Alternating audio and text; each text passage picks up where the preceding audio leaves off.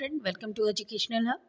तो दोस्तों, सहायक आचार्य 26,001 को लेके आए दिन कुछ ना कुछ होते रहता है। अगर कोई बच्चे ऐसे हैं जो सोच रहे हैं कि मेरी तो डीवी हो गई, मेरी फाइनल मेरिट लिस्ट में नाम आ गई, या काउंसलिंग हो रही है या हो चुकी है, तो मैं सिक्योर हूँ, सेफ़ हूँ, तो मैं उन लोगों को बता दूं कि नहीं, आप लोग अभी खुशी मनाने की ज़रूरत नहीं है। जेएसएससी यहाँ पे हर दिन कुछ ना कुछ नया अड़चन लगा रहा है। तो अब ये अड़चन क्या है दोस्तों, तो मैं आप लोगों को बताऊँ। जैसा कि आप लोग थंबनेल में देख रहे हैं कि ये बात है जे टैट वाले लोगों का।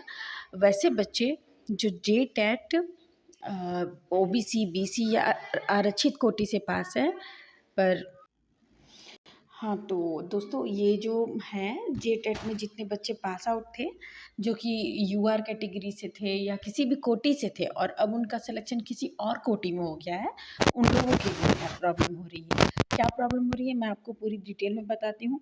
लेकिन सबसे पहले तो आप ये जान लीजिए कि क्या उन लोगों की उम्मीदवारिता रद्द हो सकती है। तो नहीं, उन लोगों की उम्मीदवारिता रद्द नहीं होगी, क्योंकि ये प्रॉब्लम जे टेट के जो एग्ज़ाम बच्चे दिए थे वो प्रॉब्लम नहीं है, क्योंकि जे टेट तो एक पात्रता परीक्षा है ना, तो वो प्रॉब्लम नहीं है। वो उसमें क्वालिफाई कर गए हैं। इसके बाद बच्चे सहायक आचार्य की भी एग्ज़ाम दिए हैं। तो ये बस एक छोटी सी इशू है जिसे जेएसएससी को ही कंसीडर करना होगा, जेएसएससी को ही सॉल्यूशन निकालना होगा, क्योंकि शिक्षा विभाग तो उससे स्पष्टीकरण मांगेगा ही, और वो मांग भी रहा है।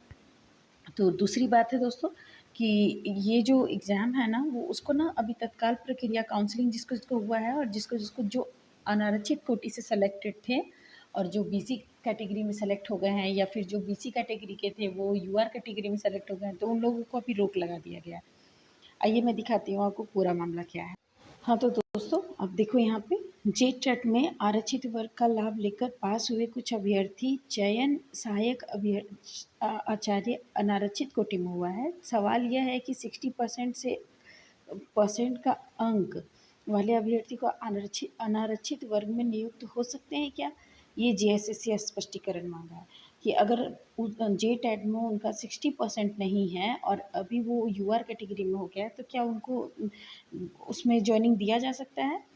और आप देखो यहाँ पे आरक्षण का लाभ लेकर जेटेट पास अभ्यर्थी अनारक्षित में उठे हैं सवाल। इसे क्या रद्द होगी उम्मीदवारिता? ये रद्द करने का भी बात किया जा रहा है दोस्तों। और सबसे इम्पोर्टेंट बात यहाँ है, देखिए, झारखंड में सहायक आचार्य शिक्षक पदों पर नियुक्ति को लेकर नया विवाद सामने आ गया है, जिसे स्कूली शिक्षा साक्षरता विभाग के मार्गदर्शन मांगा गया। उन लोगों को खुद समझ में नहीं आ रहा है कि क्या करना चाहिए, मार्गदर्शन दीजिए, क्योंकि कुछ अभ्यर्थी का चयन अनारक्षित में हुआ है, जबकि वो जेटेट आरक्षित कोटि से पास है।